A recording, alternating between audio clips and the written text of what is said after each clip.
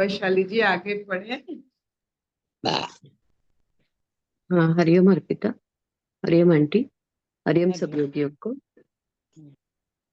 हम लोग गीता का 10वां अध्याय पढ़ रहे हैं, विभूति योग। उसमें हम आज श्लोक नंबर 4 और 5 साथ में पढ़ेंगे। इसमें भगवान बोल रहे हैं, श्री भगवान उवाच बुद्धिर्ज्ञान सम्मोह क्षमा सत्यम दमः शमा सुखम दुःखम भवो भावो भयं च भयमेव च अहिंसा समता तुष्टि तपोदानं यशो यशः भवन्ति भावभूतानां मत्त एव पृथग्विदः बुद्धिर्ज्ञानसम्मोह क्षमा सत्यं दमः शमा सुखं दुःखं भवो भावो भयं च भयमेव च अहिंसा समता तुष्टि तपोदानं यशो यशः भवन्ति भावभूतानां मत्त एव पृथग्विदः। निश्चय करने की शक्ति, यथार्थ ज्ञान, असम्मूढ़ता, क्षमा, सत्य, इंद्रियों का वश में करना, मन का निग्रह तथा सुख दुख, उत्पत्ति प्रलय और भय अभय तथा अहिंसा, समता, संतोष, तप, दान, कीर्ति और अपकीर्ति, ऐसे ये प्राणियों के नाना प्रकार के भाव मुझसे ही होते हैं। हरिओम। नवरस और 10 भाव हमारे नृत्य की उत्पत्ति इस नवरस से हुआ है, जो मनुष्य की एक एक्सप्रेशन होती है। जैसे हम इतने सारे इलेक्ट्रिकल गैजेट्स लाते हैं, सबका एक्सप्रेशन अलग होता है। फैन घूमता है, लाइट जलता है, फ्रिज ठंडा करता है, लेकिन सोर्स एक ही है, इलेक्ट्रिसिटी। तो इसी माध्यम से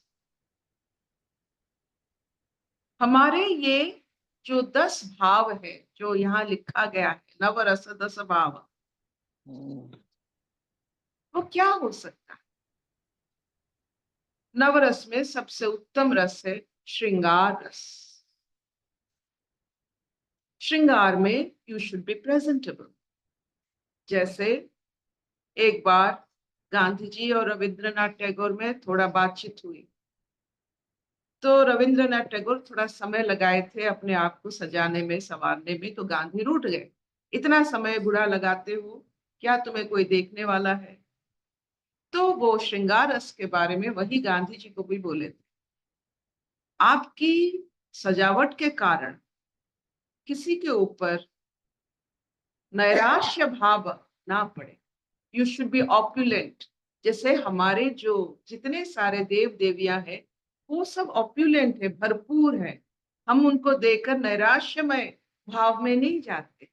तो इसीलिए सजावट श्रृंगार आपको पूर्णता दे, इसीलिए हम सजते हैं गांधी। तो ये समझाए थे रविंद्रनाथ टैगोर। तो ये जो रस हमारे ये अंदर की जो भाव है, ये सब मनुष्य की आकृति। इस आप देखो, देव देवताओं का एक ही रस होता है, निर्दिष्टता होता है, अग्नि जलाते हैं, ठीक है, उनके पास और कुछ नहीं होता है।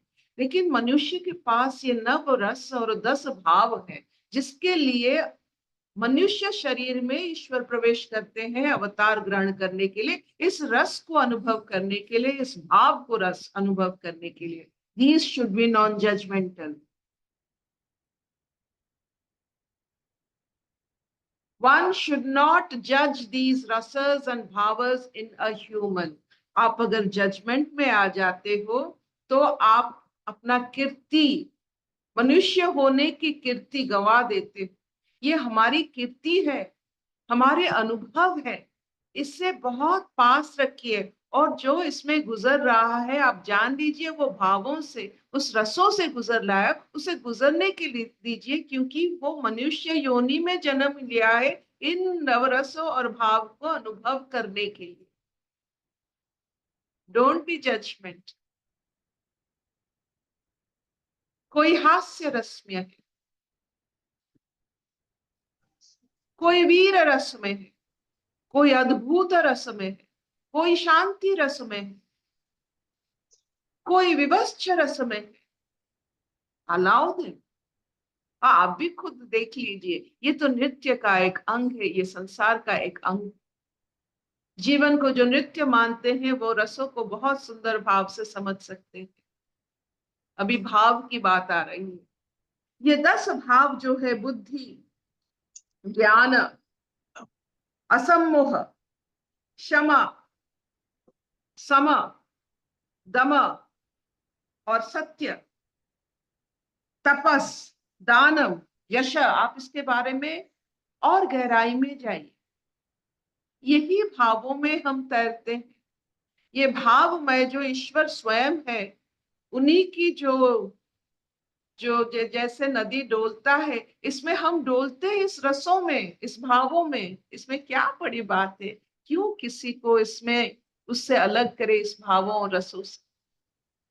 क्यों आप हम सब इतना समझ नहीं पाते हैं कि इस भाव और रस के कारण मनुष्य जीवन सार्थक हो? Let us not be judgmental about any emotion, any feelings of another human for a time being. एक मुहूर्त के लिए, थोड़ा बहुत समय, चंद क्षण के लिए, समय के लिए ये भाव रहता है। ये भाव सब समय नहीं रहता है। जैसे सबका हाफ लाइफ होता है, सब आप देखोगे रेडियो एक्टिव एजेंट का एक हाफ लाइफ होता है, वो खत्म हो जाता है। वैसे भी ये भाव उत्पत्ति वही सोर्स से होते हैं, वो भी खत्म हो जाता है। Be calm, be patient to go through your own bhava and to respect others भाव। पहले डायग्नोसिस तो कीजिए, ये सत्य में है, ये दम में है, ये सम में है, ये तप में है, ये दान में है, ये क्षमा में है, ये बुद्धि में है। बस यही तो भाव है।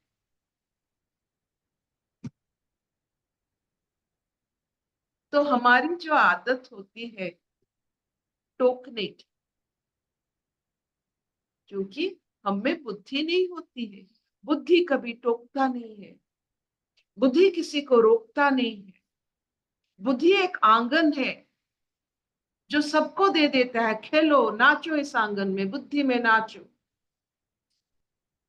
आप जब बुद्धि के कारण सबको आंगन दे देते हो नाचने के लिए, खेलने के लिए, आप देखो आपका जीवन कितना मधुमय होगा।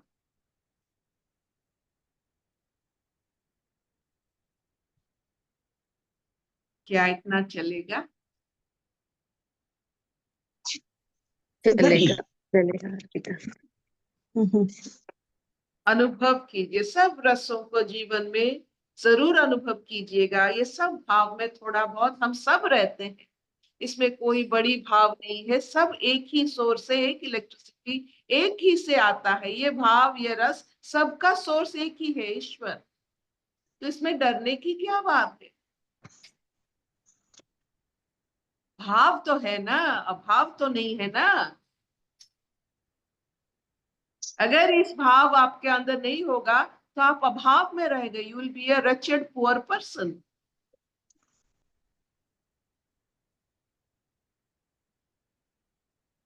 अशतो मा सद्गमय, तमसो मा ज्योतिर्गमय, मृत्युर्मा अमृतंगमय। सर्वे सुखिनः सन्तु, सर्वे सन्तु निरामया, सर्वे भद्राणि पश्यन्तु, मा कश्चित् दुःखभाग् भवेत्।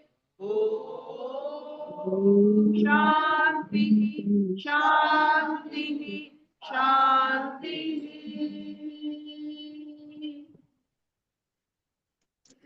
कोई प्रश्न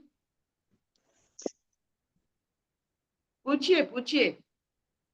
ये जो आपने जजमेंट की बात बताई है, ये किसके लिए जजमेंट की बात बताई? हमें अपने अपने वो सारे जो रस है उनका जज करना है या किसी दूसरे के लिए बोल? किसी का नहीं करना है। डोंट जज एनी रसा। अच्छा, इस रस में नहा रहे हैं जिसके लिए अवतार लेना पड़ता है, ईश्वर को मनुष्य शरीर में आना पड़ता है इस रसों को अनुभव करने के लिए। एंजॉय योर रसस एंड भावस। और अगर आप खुद की रस और भाव को एंजॉय करना सीख लेते हैं तो कोई अगर उस भाव में रस में है, आप उसको देख कर भी आप एंजॉय कर सकते हो, क्योंकि ठीक है, आप ब्यूटीफुल। एंजॉय। गुड। कोई प्रश्न? प्रश्न प्रश्न तो नहीं है दीदी, but life becomes very colourful when we enjoy the every stages of life. अलग अलग होता है उस टाइम पे, उस स्टेज में वही मतलब वही हार्मोन्स क्रिएट होता रहता है, उस टाइम पे वही आकर्षित होते रहते हैं। एंड द टेंडेंसी अपना जो रहता है ना, वो उभर के आता रहता है। And we have to live that moment and थोड़ा होश पूर्वक वो हम कर लेते हैं तो दैट सेटिस्फैक्शन इन द जो जीवा में जो रहता है वो तृप्त हो जाता है। And life becomes very colourful and we have that satisfaction within ourselves. और रास में ज्यादा फर्क नहीं होता है। रसायन, रस, रास, ये तीन शब्द थोड़ा उसमें आप नहा लीजिए। हमारे जो मस्तिष्क को एक सहस्र पंखुड़ियों की कमल कहा गया है, इन रसों में खिलता है वो। जिसके पास यह रस नहीं होता है, दे गो इनटू डिमेंशिया, डिप्रेशन। तो अगर आप चाहते हो आपका सहस्र पंखुड़ियों की कमल खुले, तो उन रसों में नहाइए। रसों को उत्पत्ति करके कल जैसा आज मत मैंने don't be a xerox copy of पहला पिछले समय का आज अभी। You should be different.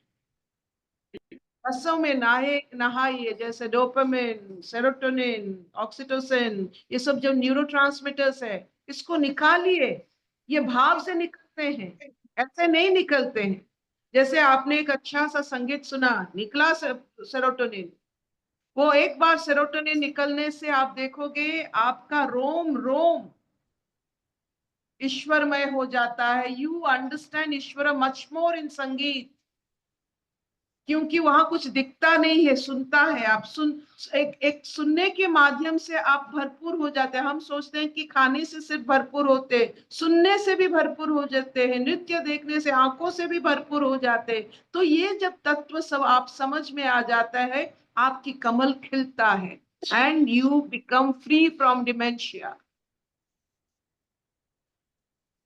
Enjoy. इसमें इसमें इसमें इसमें क्रोध और अहंकार भी आता है क्या? सब आता है, सब भी आता है। तो सब उससे तो दिल मतलब अपना अंदर खुशी नहीं होती है, वो होता है तो उसको कैसे अचीव करें?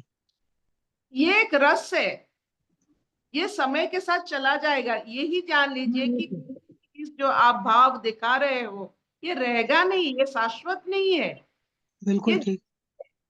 तो ये झलक है, आ गया चला जाएगा। कोई रस शाश्वत नहीं है, सबका हाफ लाइफ होता है, खत्म हो जाता है। ठीक बात। एक सबसे बड़ी बात होती है, हमने अपने जीवन में अनुभव किया है, वात्सल्य की रस, जो यशोदा कृष्ण को देखकर होता है, हमारे भी, हमारे बेटे को देखकर, हमारे बच्चों को देखकर होता है, अपने पिता को भी देखकर होता है, क्योंकि बुजुर्गों को देखकर होता है, क्योंकि हमने अपना जीवन बुजुर्गों के साथ और लड़कों के साथ यानी बेटों के साथ समय काटा। मेरे पास बेटी नहीं है तो ये आदत हो गई है, बुजुर्गों के साथ हमें रस निकलता है। और जैसे कोई भी, आई एम वेरी मतलब हमारे, क्योंकि हम लड़कियों से एक मतलब I don't have a daughter, तो I am not used to a daughter's word. तो क्या होता है, I am very comfortable with elderly people and with basically men, क्योंकि मुझे उनमें बेटा दिखाई देता है। I can understand them better, क्योंकि बचपन से उनको बड़ा किया है, so I understand them better. तो हर मेन आर लाइक माई पुत्र, all men are like my son, my father is my son, my husband is my son। तो ये आदत हो जाती है उन रसों को पहचानते पहचानते। जब बहू आएगी तब जानूंगी मैं ये कैसा रस होता है।